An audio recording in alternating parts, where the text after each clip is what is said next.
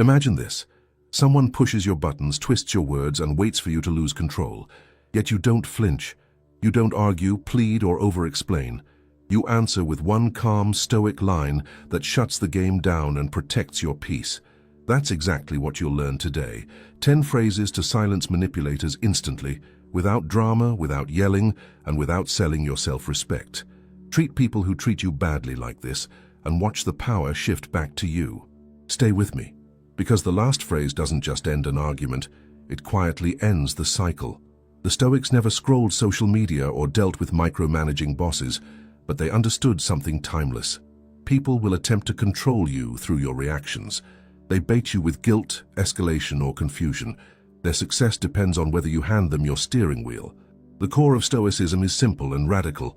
Focus on what is yours to govern. Your judgments, your choices, your actions. If you can hold your ground there, the storms around you lose their grip. Today's phrases are not insults or clever comebacks. They are boundaries expressed with composure. Use them without heat and repeat them when pressure returns.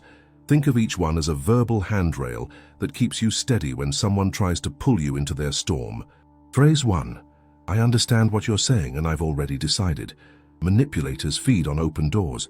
If you leave even a tiny crack, maybe, I'll think about it. We'll see. They lean harder tomorrow. This sentence closes the door without slamming it. First, you acknowledge I understand what you're saying. That deflates the drama because they can't claim you're being unfair or not listening. Then you anchor your freedom, and I've already decided. No long defense, no thesis. If they sigh, pout, or accuse you of not caring, you don't enter the emotional maze. You calmly repeat, I do understand, and I've already decided. Like a rock against waves, you don't chase, you don't explain, and slowly, the waves break by themselves. Phrase 2. You're entitled to your view and I'm entitled to disagree. One of the oldest tricks is turning opinion into law. Everyone thinks you're wrong, you're overreacting. That's nonsense. This phrase cuts the illusion of absolute truth without starting a war. It grants the other person their freedom. You're entitled to your view, and reclaims your own. And I'm entitled to disagree.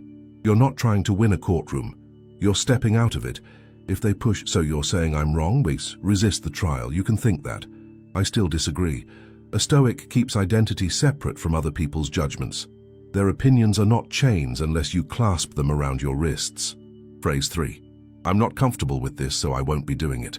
Manipulation often asks you to ignore your inner alarm. It's just this once. If you cared, you'd do it. Anyone else would. This line brings the spotlight back to your side of the street. I'm not comfortable with this. You're stating a fact about your internal state, not accusing, not diagnosing. Then you pair feeling with responsibility, so I won't be doing it. No tantrum, just clarity. If they twist it, so I make you uncomfortable, don't take the bait. I hear you. I'm still not comfortable, so I won't be doing it. You're not demanding they agree with your comfort level. You're acting in alignment with it. Phrase 4. If I have to disrespect myself to please you, my answer is no. Some requests arrive wrapped in love, loyalty, or duty, but the price tag is your dignity. A calm principle dissolves the fog. If pleasing you requires me to violate my limits, betray my values, or ignore my conscience, then the answer is no. Not a dramatic no, a principled no. The Stoics cared about the kind of person you become when no one's watching. If they try to flip the script, so you think I'm disrespecting you, stay with the principle. I'm saying I won't disrespect myself.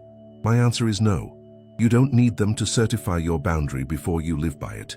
Phrase 5.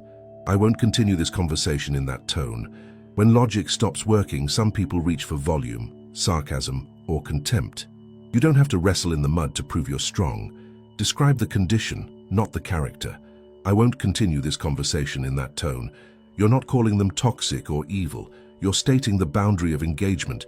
If they mock you, oh, now you're above me, don't defend your worth. When the tone drops, I'm here. Otherwise, I'm stepping away.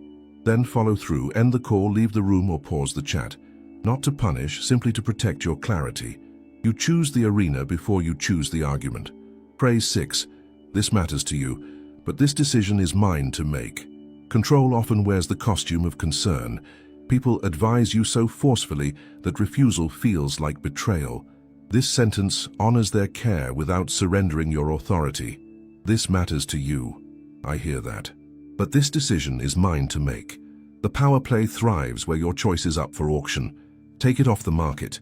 If they say, "Don't blame me later," you can answer, "I appreciate your perspective. The decision is still mine." Wisdom grows when you own both your hits and your misses. Borrowed judgment produces borrowed lives. Phrase 7. I'm responsible for what I do, not for how you feel about it. The most seductive lever isn't anger, it's guilt. If you don't come, I'll be devastated.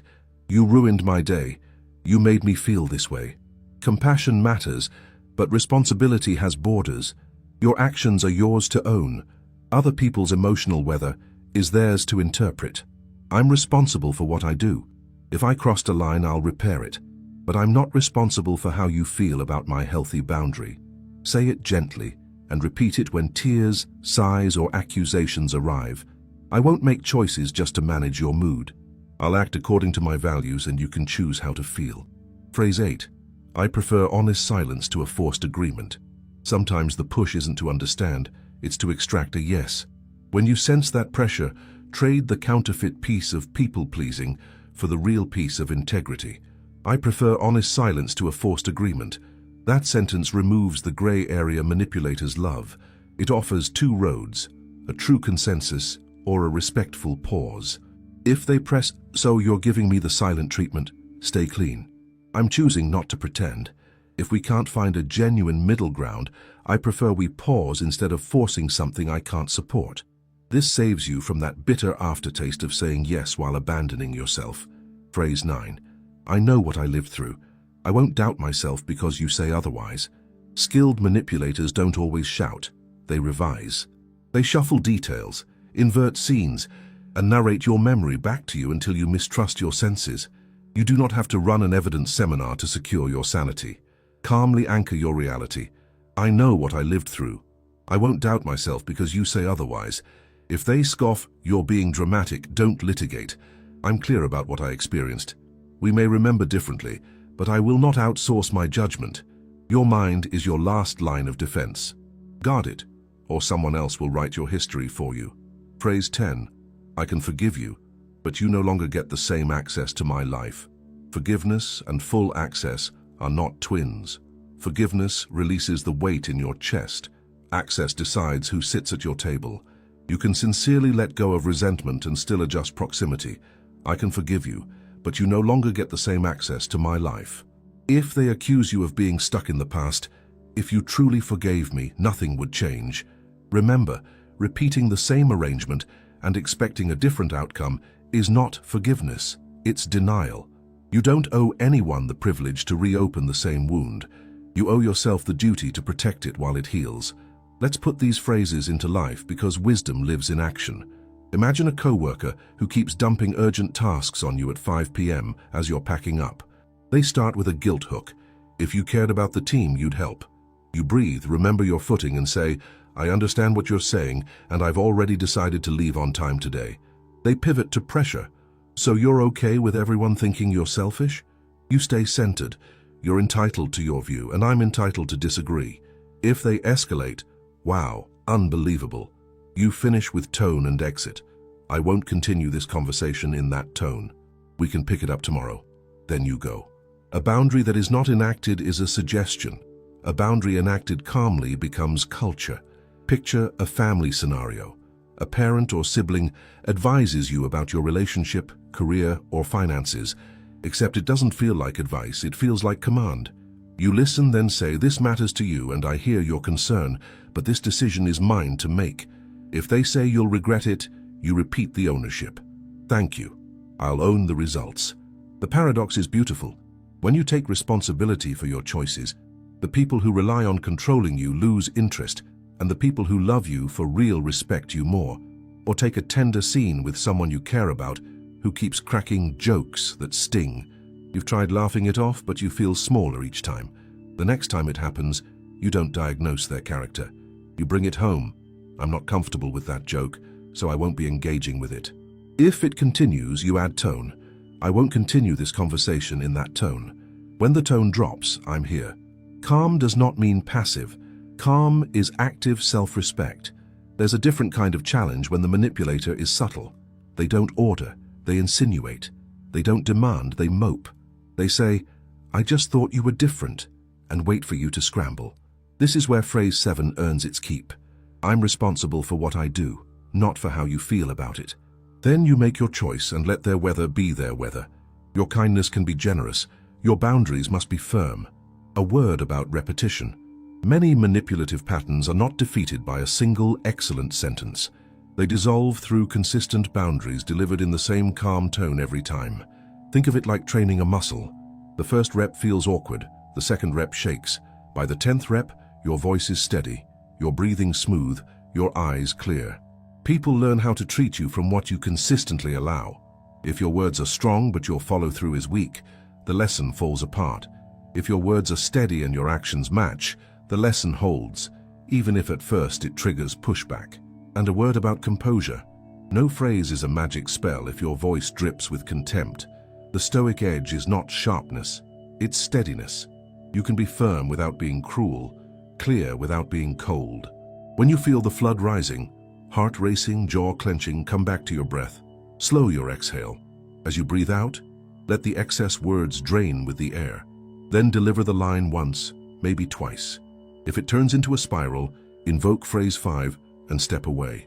You are not abandoning the conversation, you are protecting the conditions for a sane one.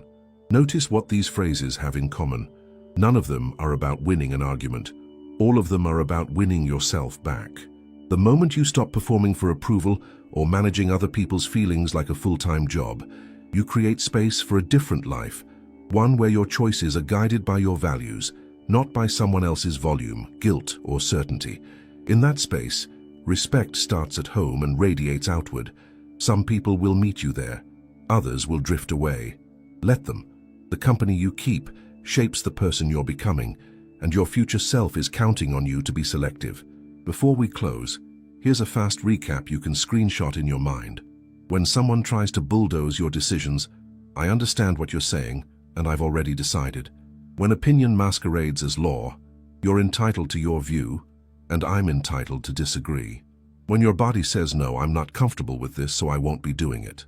When the price is your dignity, if I have to disrespect myself to please you, my answer is no. When tone becomes a weapon, I won't continue this conversation in that tone. When concern turns into control, this matters to you, but this decision is mine to make. When guilt grabs the wheel, I'm responsible for what I do, not for how you feel about it. When pressure seeks a fake yes, I prefer honest silence to a forced agreement. When your reality is rewritten, I know what I lived through. I won't doubt myself because you say otherwise. And when cycles must end, I can forgive you, but you no longer get the same access to my life. If even one of these lines helps you reclaim a piece of your peace this week, the shift has already begun. Boundaries are not walls. They are gates with your hand on the latch. You decide who enters and how. You decide the tone. You decide what your evenings feel like, what your mornings feel like, and how much of your life is spent apologizing for existing. Choose deliberately. If this resonated with you, say it out loud with me. Today I choose to let go. Type it, remember it, and use it when the old patterns knock. And if you want to keep building that daily habit of protecting your inner peace and growing in maturity, subscribe to Stoic Spring. New videos are coming to help you stay calm, set boundaries, and live by principle. Your future self is watching from down the road, grateful that you started today.